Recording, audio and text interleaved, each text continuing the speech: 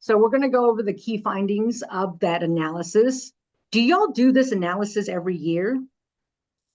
This is not a regular analysis, but we do conduct market analysis on all aspects of the market on a semi-regular basis, both quarterly basis and annual basis. But this is a special report. We want to take a look at the rapidly changing market conditions in Texas. And speaking of Texas, can you describe the growth of battery storage in Texas, please? Certainly. Well, over the past few years, energy storage deployments in Texas have grown by more than 5 times. We've seen the addition of 5 gigawatts of energy storage capacity in the last year alone, and that is a substantial amount. Texas is leading the country in energy storage additions. And so, in many respects, Texas is a shining example for the rest of the country on how to deploy new energy resources to meet the needs of the grid. Sure. And then now let's switch and talk about the energy demand in Texas and how it's skyrocketed. The two probably go hand in hand, Noah. Certainly. Texas has experienced historic growth in energy demand. Our analysis shows that whether it's economic development, the growth of industrial sectors, whether it's manufacturing or data centers, has really driven demand for more electricity. That, combined with extreme weather events, both in the summer and winter, have put additional stress on the grid. And that's really what's driven the deployment of new energy storage resources, which have a unique capacity to meet that new demand and enhance the flexibility and efficiency of the grid, delivering consistent and reliable power for communities, families, and businesses alike. How does our population growth play into that as well? Population growth is certainly an aspect.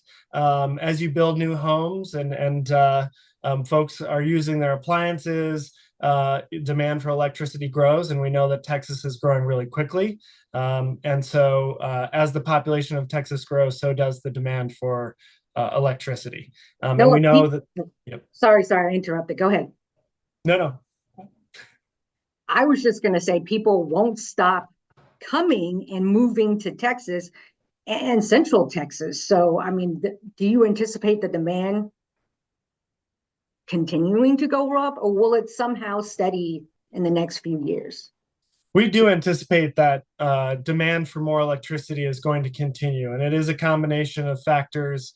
Yes, population growth is a part of it, but really the economic growth and the economic success of Texas is a real driver, whether that's data centers or gigafactories, even the expansion of refining capacity for fuels.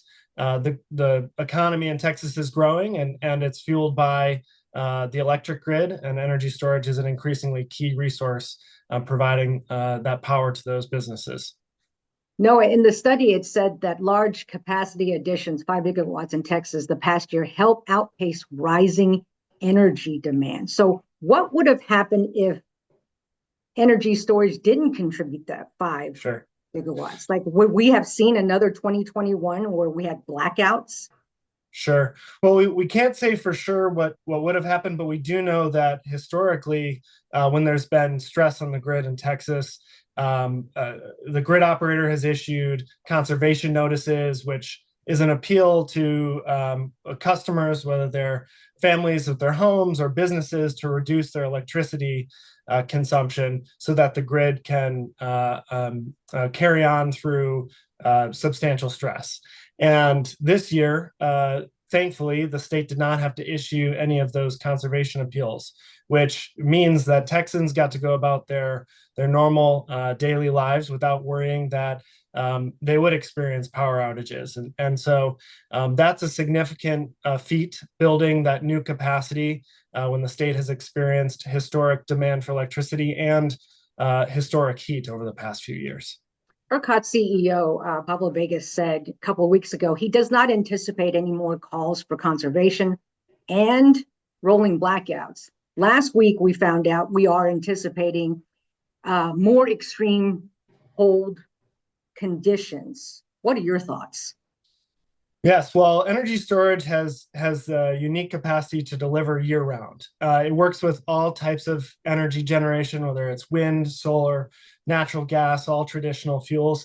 And in addition to delivering this past summer, where it provided over $750 million in savings and kept the grid stable, we've also seen that last winter during a historic winter storm, energy storage helped keep the grid stable and also delivered hundreds of millions of dollars in savings. So we'd anticipate that the continued growth of energy storage in the state is going to continue delivering benefits and contributing to the security of the grid in the winter and the summer. Now, you mentioned an interesting figure. Energy storage capacity additions contributed to $750 million in cost reduction. How exactly did consumers see that in savings? Was it through their utility bills or another way?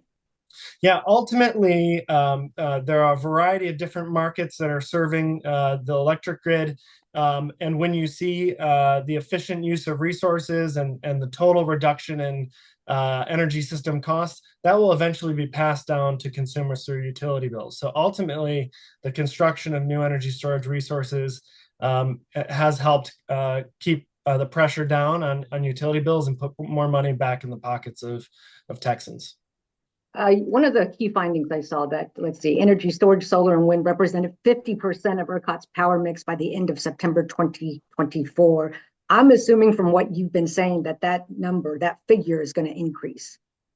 Well, we think that there's going to be an increasingly diverse mix of energy resources as the economy grows. We're really in this position where Texas needs more of all resources. Energy storage is a key aspect of the grid, but each energy technology plays a really critical and unique role. And so what we really will see is an expansion of the use of all energy resources, and energy storage is going to be a really critical part of that. Of course, you're talking about wind and solar. Okay. And so what are you anticipating from the Trump administration as far as Inflation Reduction Act or any changes to general policies toward clean energy? What are the challenges with that? Well, we think the market is very strong, and Texas is a great example where the grid is really driven by free market principles, and technologies that deliver, they get connected to the grid, and energy storage is a key example of that. And so, we think that the energy storage industry is in a very strong spot to continue delivering for the grid. Increasingly, there are investments in expanding domestic manufacturing to support this industry, which is creating thousands and thousands of jobs. So it's really a shining example of the United States developing and building an industry from scratch over the last few years that's meeting a critical need for Texans and the rest of the country alike. Do you think all that fear right now, just kind of the rumors about what the next administration may or may not do, no one thinks that they're going to repeal the Inflation Reduction Act, but certainly there's some fear that, we're not going to be as clean energy as the Biden administration? Your thoughts? I think that whenever there's a change in government, there's speculation about what will and won't happen. I think what we do know is that the next administration and the next government is committed to boosting American energy production, and energy storage is a key part of that.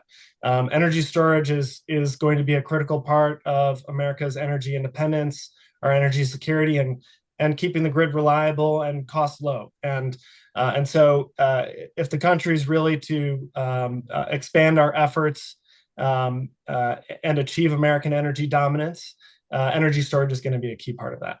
Yeah, you mentioned it already. The growth of battery storage in Texas has just been phenomenal. And so that's good on one hand. There's some people who don't want to live next to it. I've done some stories about that. Do you have anything to say to these folks who don't want to see it, hear it, live next to it? Certainly. I think whenever there's construction of a new type of infrastructure, that generates community questions and concerns. But energy storage has an outstanding track record on safety. There has not been an incident that has posed a risk to anyone beyond the secure site of a facility. They're designed with safety as the forefront of the process, and so energy storage facilities are incredibly safe. And just like a substation or a transformer or a transmission line, it's a critical part of our electric grid, and it's going to keep the lights on, which really is important for public safety.